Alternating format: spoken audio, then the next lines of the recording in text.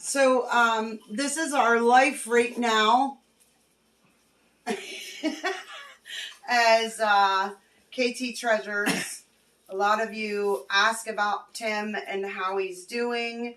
How do you feel you're doing? I'm doing. I like to hear what he says compared to what I say. I think I'm getting better. Swelling in the knee is going down. I show, but it's kind of ugly.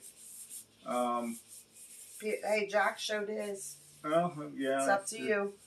I mean, I still got quite a bit of swelling up in here. This is all swelled up. I go Thursday. I don't know. See about the knee. Friday. The 8th. But as far as 3 times a day, I have to take care of this. So you can see here, I have everything laid out. I have 4 syringes of stuff that I have to inject directly into my husband's heart, which is Into my PICC line. a scary thing, into his PICC line, which goes straight into his heart. So we got to make sure there's no air bubbles. That's the first thing. And purple one. This one here, if you don't know anything about PICC lines, the one with the red, the nurse says that that's just for her to draw blood from. So, and here you can see. Or if something does happen to this line, you have it as a backup. Yeah.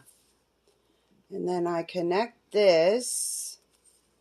And this is for 4 weeks we have to do this. And then we'll find out if he's good. And if not, we could have to go for another 4 weeks and possibly 8 weeks. So I pull that back, make sure that there's blood through there. I mean, I always wanted to be a nurse. I guess I'm getting a chance, but I wash my hands, I sanitize them, then I put the gloves on, and then I sanitize my gloves. Trying to be very, very careful because this does directly go into his heart. So each time you do it, you just sort of pick up on things. Tim does seem better today. As of last night and today, there's been some changes. He's been sleeping, the past week, he's been sleeping a lot. A lot. I probably slept 18 hours out of a day. Yeah. Maybe more. Maybe more. I wasn't awake very often. Yeah, this is the most you've been awake in over a week. Yeah. The hospital stay was horrible. Oh, absolutely horrible. Yeah. Weird things. I mean, I had some issues with things not happening like they were supposed to. Like, you ask for a drink and you don't get it for an hour and a half. And the nurse was like, yeah, I'll be right there. And an hour and a half later, he didn't have it. The crazy thing is, that nurse came into my room, never grabbed my drink thing, went out of my room, went did some other stuff somewhere else, and then come back after a while. And finally, I was like, can I get a drink, please? And that's when they filled me up, brought me some water. But I didn't even have a drop of water at the time. So I went an hour and a half, an hour and 30 minutes without a drink. And then your ice packs leaked all over your bed. Yep, and I had to sit in that for over an hour. Yeah, it was over an hour. So. But it just. We sat in the waiting room, or in the ER. We sat in there. This is what we don't understand about the hospital system. The doctor called us and said, get to the ER now. Get to the hospital. You're being admitted. You need to be put on IV antibiotics and everything. And you go in there. He even asked how long till you get there. And I told him, he said, we'll let them know to expect you. You're on your way. Yeah, and we sat in the ER for over 3 hours. She actually had to call. I called the doctor after 2 to see if they could do anything because he was in such extreme pain. They seemed to speed it up a little bit. I don't know if they did or not. Right now I'm doing the actual medicine that is treating his blood infection, because not only did his knee get infected, but he got a blood infection. So this, I just have to administer really, really slow. 4 to 6 minutes. Yep. Which I don't think we actually do it that long. You probably do close to 4 minutes. You really think so? Yeah. I really think you probably do. Sometimes I feel like I go too fast. I don't know. I know there's probably nurses on here watching and saying, oh, you did this wrong, you did that wrong. I'm doing what I was taught, but I'm actually doing some extra things. Like, they didn't tell us to wash our hands. They said just wash your hands, put the gloves on. I mean, I'm doing the extra step of the hand sanitizer, and then I sanitize the gloves. And so, but this one is a very slow one. We do this 3 times a day. Yep. On Mondays, my nurse comes, and she uses the blood line and withdraws so many tubes of blood. And then she actually changes out the dressing that's covering it where it goes into my arm at. This is where it goes into my arm. This is some kind of safety thing here. And it's plastic, but it like glues to your arm. And when these things are opened up, it actually allows the PICC line to come up out of there, and then she puts it back, and it actually really secures it so it doesn't slide around at all. So that's actually kind of a cool thing. I don't know that they had those. I had to have a PICC line once before, about 10 years or so ago. I had a shoulder infected. And it was a different kind of infection. It was a staph infection as well. This is a staph infection. I believe that's what it is. MSSA. But the one I had before was MRSA. It was MRSA. This one is this one is a MSSA. Yeah. That one was MRSA. And this one can be treated by antibiotics, different steps of antibiotics, where the other one had a specific one thing could treat it type thing. So basically here with his knee, you can see he has stitches this time. The first time he had knee surgery, he did not have stitches. We've had a run with this knee because the very first surgery, that night we were in the ER and it was bleeding clear through everything.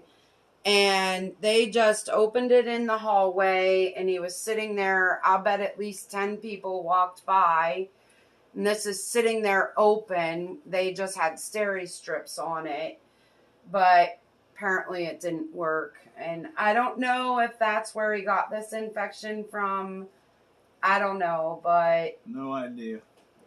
It's weird that you would be healed up and then all of a sudden it's infected. Yeah, because 2 weeks ago yesterday, you were walking. The doctor was impressed with him on Tuesday. He was like, man, you're not even going to need therapy. You got range of motion. You're moving. You're walking. This looks great. And then Friday, when we were in Virginia for treasure hunting with Jeebus's baby shower, we went to the room and he was like, my knee's hurting. It's bothering me. Saturday morning, we were in the VA emergency room. I woke up Saturday morning and I could not walk without assistance. I had to have Jim from Adventures with the Hudsons come and help me down to the vehicle because I could not walk with it at all. And you're still not walking. Oh, no, I haven't since. He hasn't walked since then.